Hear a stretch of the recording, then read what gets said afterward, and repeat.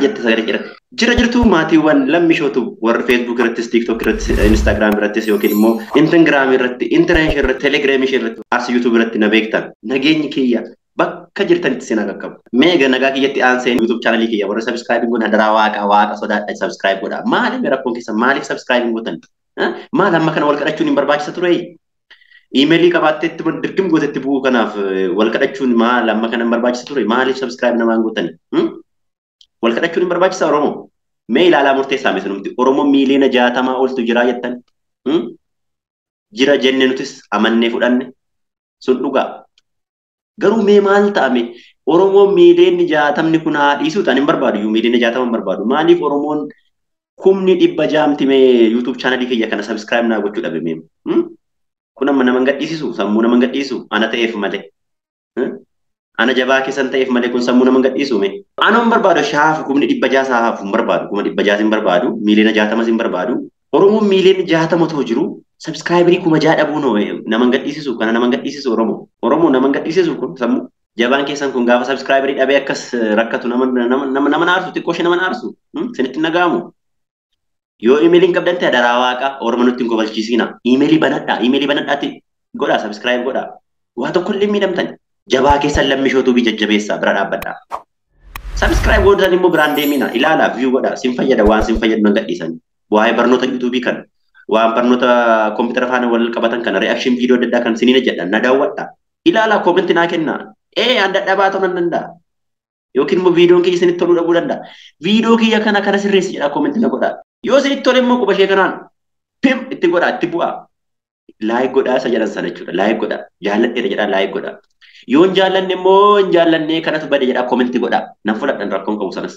Akkasumas immoo hiriyoota keessaniif share godhaa. Viidiyoon ani hojjedhu sin fayyaduu dhabuu danda'a. Garuu hiriyoota keessan fayyaduu ni danda'a waan ta'eef hiriyoota keessaniif share godhaa. Kana dhagaa waan akkasii kana dhagaa qoftan jettee serious moodii hiriyoonaa sofneen ta'u jedhee serious ta'e.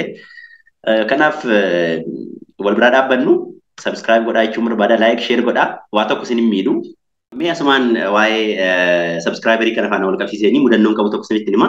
Mudannoon sunis akkasidha. Mucaa hiriyaa tokkoon qaban ture. Mucaan suni afaan kan hin danda'u afaan Amaariffaati yookiin immoo afaan Amaaraasaa. Kanaan booda mucaan sun maal naan jedhaa baga gammaddee YouTube eegaltee si deemaallee jira YouTubein kee jabaadhu jedhee erga na jajjabeessee booda. Sanaan booda maal naan jedhaa dhiifama waliin yaada xiqqoo sii kennaa jedha. Dhiifama maal barbaachisa obboleessa kiyyaa? Akka hundumtuu si qofa miti namni hundumtuu akka yaada naa kennuun barbaada. Kanaaf itti fufi jedheen afaan banan haa jedheen kun akkatti jala taa'een komentiin naa kennu yookiin immoo yaada naa kennu dhaggeeffachuu eegale jechuudha. Kanaan booda maannaan jedha isinitti fakkaata maal ta'a kan afaan Oromootiin hojjettu kana otoo Amaariffaan hojjettee sila audiensii baay'ee argattaa yookiin immoo nama si hordofu baay'ee argattaa. Sila karaa kanaan salphaatti takkaatti 3,000 4,500 miti 4,400 5,000 haga miiliyoona salphaatti galtaa jedheeti namoota yuutuubiroota Amaariffaan hojjetanii muraasa maqaa isaanii naakaase jechuudha. Egaa gorsa namicha kanaa yookiin immoo jecha namicha kanaan ija lamaan ilaalee inni tokkoffaani mucaan sun keessoo garaasaa waaqatu beeka. Na jaallateetii waan na jaallateef yookiin immoo warra Amaariffaan hojjetan yookiin immoo warra afaan Amaariffaan yuutuubii hojjetanii akka baay'ee maamila baay'ee qaban waan argeef na jedhee yaada inni tokkoffaani. Kanaaf ani illee akkuma isaanii sana akka miseensa baay'ee horadhuuf ta'uu ni mala. Inni lammaffaan garuu kadhan yaade akka afaan isaaniif kontribuut godhu ta'inna waan jedhu illee natti yaadatamera jechuudha. Maal jennaan egaa mormi maafuma mennaanii galagalcheedhaan jedha Oromooni. Kanaaf ta'inna akka jedhu illee yaade jechuudha. Sanaan booda maal jedheeni guddaa galatoomii gorsa keef guddaa galatoomii waan ati kana waan gaariidha gorsa gaariidha waan gaarii naa yaaduu keef guddaa galatoomii garuu ani kaayyoon kiyya inni guddaani maamila guddaa horachuu qofa otoo hin taane kaayyoon keenya inni guddaamtu namoota afaan Amaariffaa hin dandeenye yookiin immoo uummata Oromoo afaan Oromoo dubbatu kana gara YouTube'itti fiduudha yookiin immoo YouTube'ira gochuudha. Kanaafidha kan afaan Oromootiin hojjedhu malee sana dhuguma yaaluun danda'ama ture Amaariffaatiin yaaluun danda'ama ture.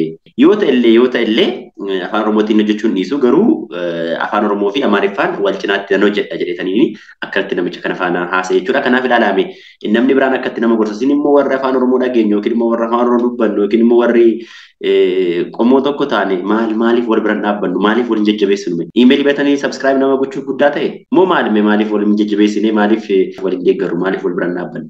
Kanaaf waan gaarii jechuun ufumaa fi waan kun subscribe nama gochuun like nama gochuun comment nama gochuun waa tokko illee siniin miidhu callistanii otoo subscribe gootanii callistanii otoo like gootanii callistanii otoo yaada kennitanii kan gadheete gadheettanii otoo yaada kennitanii kan gaarii ta'e immoo gaariidha akka itti fuuf jettanii otoo comment gootanii yookiin immoo otoo yaada kennitanii baay'ee bareedaadha jedhee yaada. Kanaafuu haala kanaan otoo wal bira dhaabbanne otoo wal jajjabeessine Ormi maal jedhaa Amaariffaan hojjedhu Amaariffaan akkatti guddatu namaan jedhaa. Garuu nuti uummata miiliyoona 60 isaa ol uf duubaa qabaanne garuu maaldhaa sooshaal miidiyaa kanatti badaa aktiivii miti. Amma TikTok kanarrallee wayyaa amma TikTok kanarratti ijoolleen Oromoo hirmaannaan ijoollee Oromoo kun baay'ee guddaa ta'aa jira. Sun namatti tola. Garuu pilaatfoormii biraarra fakkeenyaaf gara yuutuubii kanarra immoo ijoolleen keenya hin jiranii warrumti jiraniyyuu immoo namoonni baay'een sabskraayibarii dhabeetu rakkata jechuudha. Kanaafuu nama afaan Oromootiin hojjetu yoo argitanii garaatti hin jabaatina biraan darbiina sabskiraayib godhaafi yoo rakkoo qabaate koomenti godhaafi yoo gaarii ta'e immoo gaariidha akkatti fufi jedhaati.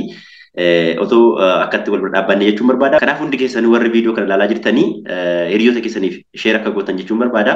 Akkasumas warri sabskiraayib goone akka sabskiraayib gootan jechuun barbaada. Akkasumas immoo warri laayikiin goone akka laayik gootan jechuun barbaada. Warri koomentiin goone illee koomentii gootanii otoo yaada keessan naa kennitanii maal gochuu kan qabu maal sirreessuu kan qabu maal dabaluu kan qabu otoo yaada naa kennitanii guddaa natti tola jechuudha. Galatooma hanga viidiyoo biraatti wal argutti nagaatti.